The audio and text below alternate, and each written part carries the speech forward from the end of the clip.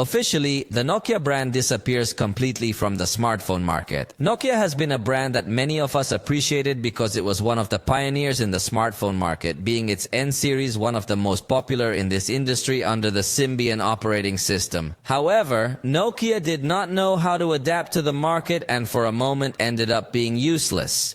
But then came the HMD brand and acquired the rights to the Nokia brand to launch new smartphones.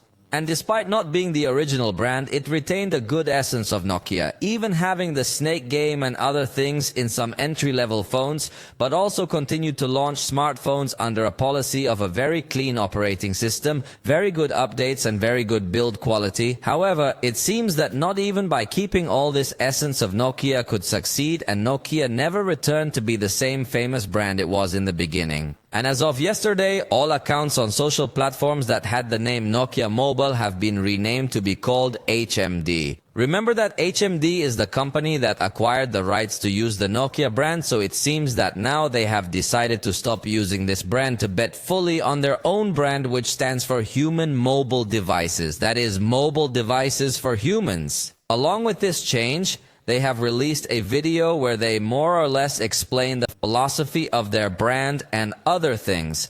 And just a few days ago, they had leaked their first cell phone under the HMD brand. This phone is expected to have a 108 megapixel camera with optical stabilization, as seen in the leaked image. So it is likely that we will soon see new releases by HMD and no more releases by Nokia. Believe it or not, it was still launching phones to date. So we officially bid farewell to a great from the count.